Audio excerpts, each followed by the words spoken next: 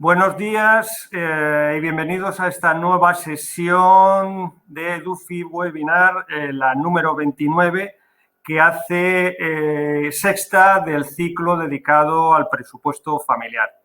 En ella vamos a centrar nuestra atención en aspectos como las fuentes de ingresos y las fuentes de gastos que tenemos a la hora de confeccionar ese presupuesto.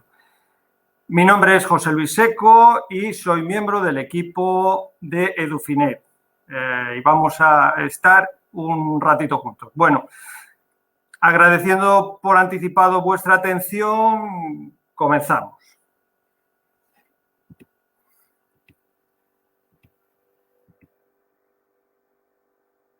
A mí siempre, cuando hablamos de presupuesto, me gusta hacer una similitud con una bañera llena de agua. El ahorro que podemos tener en una familia puede ser 100 litros que tenemos en esa bañera de agua y las entradas de los ingresos de dinero pues se pueden centrar en lo que es el agua que sale por el grifo y los gastos pues serían el agua que sale por el desagüe. Si está entrando más agua por el grifo que lo que sale por el desagüe, estaremos incrementando el ahorro y si no es así, pues estaremos reduciendo. ¿De acuerdo? Entonces, vamos a ver algunas de las principales entradas de flujos en nuestra economía familiar. Veremos principalmente nóminas y pensiones, aparte de ingresos del capital. Lo primero, pues con más detalle, veremos lo que es la nómina y qué aspectos técnicos puede tener el documento que nos la facilita. Bueno, la nómina es el documento legal que reciben los trabajadores por parte de la empresa en la que se define cómo se reparte su salario. Hay una parte de salario bruto en el cual vemos el importe global que el empresario dota para nuestra retribución y luego la parte neta, que es lo que de forma efectiva ingresa en nuestra cuenta. Desde un punto de vista formal, la nómina tiene que tener una serie de datos identificativos básicos, tiene que obedecer o reflejar un periodo de liquidación, tiene que tener el detalle de las percepciones, el detalle de las deducciones, que vamos a ver un poquito más en profundidad luego, el líquido a percibir, el detalle de las bases de cotización, que también veremos más adelante como elemento importante para el ahorro futuro y luego, evidentemente, el lugar de emisión. Tenemos una serie de descuentos en nuestra nómina que es importante que los conozcamos. La verdad es que recibimos el dinero en la cuenta y luego nos preocupamos poco de estos detalles. A la hora de hacer la valoración del documento en concreto y a la hora de hacer la valoración de qué partes nos detraen en nuestra nómina. Entonces, vamos también a ver un ejemplo añadido y lo primero que tenemos que ver es que hay una serie de descuentos que son por ley, por así decir. La normativa obliga a que estos descuentos se realicen en la nómina. Hay otros descuentos que son, entre comillas, voluntarios o que son pactados con la propia empresa, como puede ser una aportación a plan de pensiones. Pero vamos a centrarnos más hoy en la parte legal, en la parte de las contingencias que se detraen para coberturas de necesidades de la seguridad social. Como podéis ver ahí, las cotizaciones a la seguridad social tienen un máximo del 6,35%. Ahí van incluidas las contingencias comunes, el importe que va dedicado a desempleo, a incapacidad laboral y la formación profesional. Entonces, ¿qué son contingencias comunes? Pues las contingencias comunes, detrás de ese nombre tan rimbombante, pues tenemos pues realmente la cobertura de, por ejemplo, bajas laborales, la cobertura de las pensiones a futuro, ese dinero que se está detrayendo en contingencias comunes, pues va a parar a estas necesidades que vamos a tener a futuro.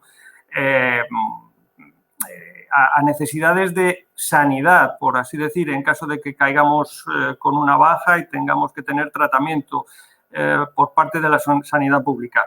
O sea que ese dinero, que es el más importante de la deducción que se hace, tiene un uso pues bastante importante. El desempleo, pues en caso de que caigamos en desempleo, pues ese importe iría a cubrir esa necesidad también. Y formación profesional también es una dotación que hace el Estado para dar cobertura a los programas de formación y readaptación de profesionales que pueda haber.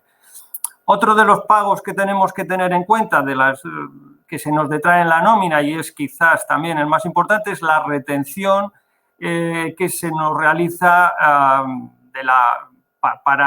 para impuestos. Si nosotros vamos pagando mes a mes una parte de nuestra nómina a la hacienda pública, pues cuando pase un año no tendremos que hacerlo todo de golpe. Entonces, frente a ese esfuerzo que tendríamos que hacer de año en año, pues la ley proclama que se hagan las detracciones o que se hagan esas reducciones o que se vaya haciendo ese pago mensualmente, reducido de nuestra nómina. En el ejemplo vemos lo que afectan a las contingencias. En una persona que dentro de su puesto de trabajo tiene una base de cotización de 1.051,5 euros, pues vemos ahí los distintos importes que se van aplicando a contingencias comunes, un 4,7, a desempleo e incapacidad laboral un 1,6, al FOGASA en este caso nada. El FOGASA es el Fondo de Garantía Salarial que cubre pues que en una situación de quiebra de una empresa este servicio se haga cargo de las nóminas de los trabajadores en caso de quiebra de la sociedad. Tenemos también, para finalizar, la parte de formación profesional, ese 0,1 total, haría un ingreso de cotización a la Seguridad Social de 67,29 euros. ¿De acuerdo? También hablamos de otros ingresos que pueden ir reflejados en la nómina. Hemos hablado de las reducciones que se producen en ella, pero ahí tenemos también algunos de los complementos que la empresa puede pagarnos, que son de carácter personal, si están vinculados a la persona que cobra esa nómina, y también de carácter vinculado al puesto de trabajo. Puede ser por toxicidad, penosidad, peligrosidad, nocturnidad, función desempeñada, responsabilidad, también se podría decir ahí. Y también, aparte y por calidad de trabajo, pues puede haber incentivos u horas extras. Esos son complementos que sumarían al sueldo base que tenemos en un año. Otra fuente de ingresos, también de las más generalizadas, pues las pensiones. Las pensiones son prestaciones sociales otorgadas mediante la asignación de una cantidad mensual a una persona que cumpla unos requisitos legales y de aportación que hagan que pueda ser beneficiaria. Las pensiones pueden ser de dos clases, contributivas y no contributivas. Las primeras son prestaciones económicas generalmente de duración indefinida que se conceden y que están supeditadas a la relación con la seguridad social a lo largo de los años. Es más, las pensiones contributivas pues son las que, si has tenido 40 años de cotización, pues tendrás una buena pensión Y si has tenido menos años de cotización, pues va un poco vinculado a esos años de contribución que has tenido y que van conformando poco a poco la base de cotización necesaria para cobrar la pensión a los 65 o, bueno, ahora ya más tarde. A los 67 años será en el año 27, si no mal recuerdo. Como hemos dicho, la cuantía se determina en función de las aportaciones efectuadas a lo largo de la vida laboral. ¿Qué tipos de pensión contributiva puede haber? Pues la de jubilación, que es la más común, pero también están la que se genera por incapacidad laboral temporal, o vamos, total o absoluta, gran invalidez, que eso, si tenemos una enfermedad en mitad de nuestra vida laboral, previo a los 65 años, que nos impide trabajar, pues la pensión cubriría esa contingencia, esa necesidad. ¿De acuerdo? Otra de las posibilidades es por fallecimiento del jubilado, del que cobra la jubilación, y en este caso, en ese fallecimiento, pues pasaría esa pensión a los herederos o a la viuda, a los herederos menores.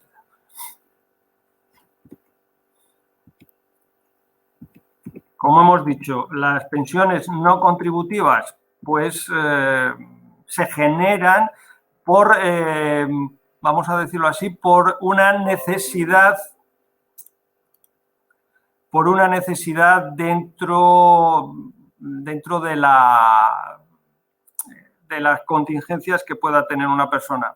Ejemplo, en su vida laboral no ha podido cotizar lo suficiente o ha tenido poca vida laboral, con lo cual no alcanza las bases de cotización mínimas que le hacen acreedor a esa pensión contributiva. Bueno, pues en esa situación la Seguridad Social pues proporciona una renta, una pensión mínima.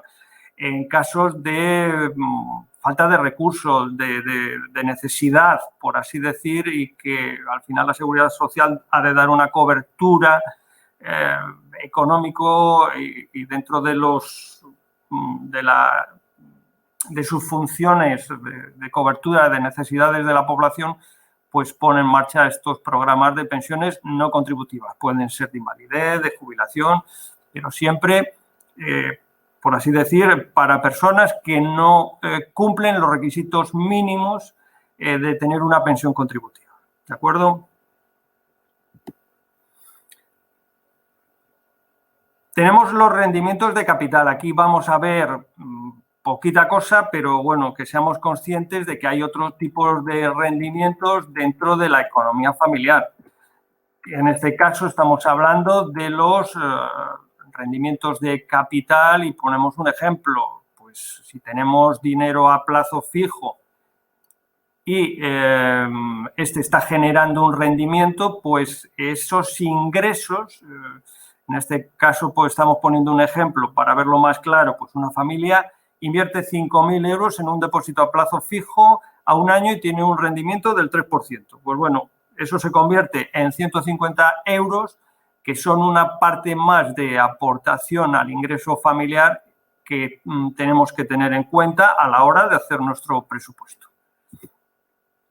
Hay otros ingresos de rendimientos del capital, como puede ser dividendos de acciones, etcétera, etcétera, o rendimientos de bonos, de cualquier tipo de inversión. Entonces, no las vamos a ver aquí, pero bueno, que también que lo conozcamos. Tenemos fuentes de gastos. Ahora empezamos con, haciendo el símil otra vez de la bañera, con el desagüe. ¿De acuerdo? Vamos a ver qué factores intervienen en el desagüe de nuestro dinero que tenemos remansado en esa bañera, de esos 100 litros. Bueno, pues al final tenemos que decir que esto es una parte difícil. La parte de ingresos es solamente una y es bastante, entre comillas, fácil de controlar, pero ciertamente los gastos es lo complicado. Yo al final siempre digo que tenemos que jugar no con un desagüe, sino con 20 desagües distintos. Y ahí hablamos de la alimentación, del ocio, del calzado, de la energía, de las telecomunicaciones. Vamos, cuando hablo de calzado hablo de vamos, compras de vestido y calzado, no solamente calzado. También tenemos transporte. Al final son muchos pequeños gastos. Es importante decir que son, en su mayoría, son pequeños gastos, pero son muchos. Entonces, eso realmente es controlar los gastos del día a día. Es un elemento difícil de controlar. Es complicado. Por otro lado, tenemos como fuente de gasto también lo que hemos visto a la hora de confeccionar la nómina, los impuestos, el impuesto de la renta, por así decir, quizás es el más importante que tenemos y en virtud de ello, pues lo comentado, se nos detrae todos los meses de una cantidad para que luego a final de año no nos encontremos con un importe que nos asustaría. Bueno, los impuestos son muchos también y muy variados. Lo más importante quizás son lo que hemos comentado del impuesto de la renta, que grava nuestros ingresos por renta, nuestras nóminas, nuestras pensiones. Y por otro lado también está el impuesto del valor añadido, que lo pagamos casi de forma, vamos, sin enterarnos cada vez que compramos cualquier objeto de consumo. Entonces, ese es un impuesto que quizás es el que menos ve, pero el que menos vemos, pero el que más pagamos. Luego tenemos a nivel municipal los impuestos como son el IBI, ese que vemos en primer lugar, o el impuesto de vehículos. Y luego pues hay ciertas tasas que tenemos a nivel municipal o a nivel de las distintas administraciones públicas que existen en nuestro país. ¿De acuerdo? Préstamos. Este es un elemento importante a tener en cuenta porque suele ser de gran importe, igual que decíamos que el resto de gastos, el vestido, la alimentación, la energía, eran muchos pequeños gastos. Normalmente los préstamos suelen ser importes ya más elevados que tenemos que tener en cuenta a la hora de hacer nuestro presupuesto. Pongamos el caso de que nuestra bañera de 100 litros pues se ha ido gastando por el motivo que sea y porque tenemos muchos gastos y llegamos a un momento en que nos quedamos sin agua a pesar de que está entrando agua por el grifo, pues los distintos desagües que tenemos pues nos han dejado la bañera sin agua. Tenemos que pedir 3 calderos de agua a un vecino y esos 3 calderos son 30 litros de agua. El vecino dice, venga, yo te echo en tu bañera esos 30 litros, pero me los tienes que devolver en esta semana y con intereses. ¿De acuerdo? Entonces, yo a la hora de hacer mi presupuesto tendré que tener en cuenta que tengo una semana para devolver esos 30 litros y que tengo que pagar unos intereses. Si fueran del 10%, al vecino, aparte de sus 30 litros, le tendríamos que devolver 3 litros más añadidos. Entonces, bueno, suele ser el préstamo un gasto importante dentro del presupuesto y, bueno, es siempre que tengamos que entrar en un préstamo hay que valorarlo pues muy mucho cómo puede afectar a nuestro presupuesto y a nuestra capacidad de gasto mensual. ¿De acuerdo?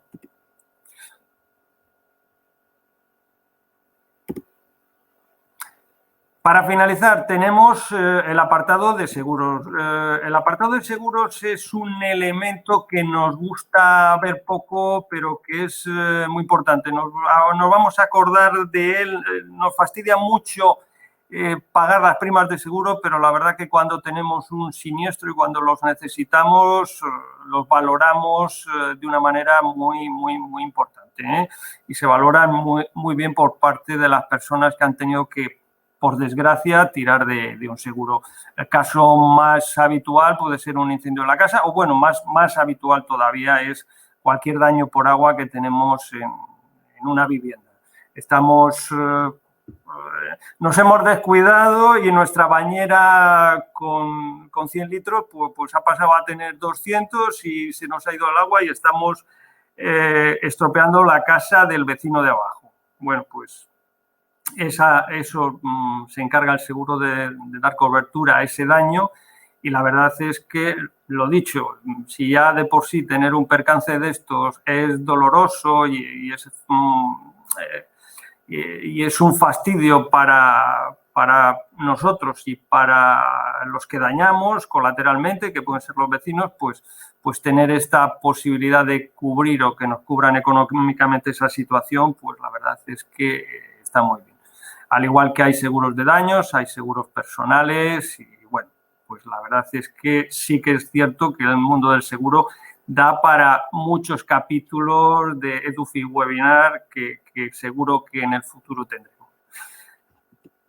Y bueno, pues por mi parte nada más, esperando que los temas que hemos comentado hayan sido de vuestro interés y agradeciendo la atención prestada, nos despedimos hasta un próximo EduFi Webinar que conoceréis en el futuro.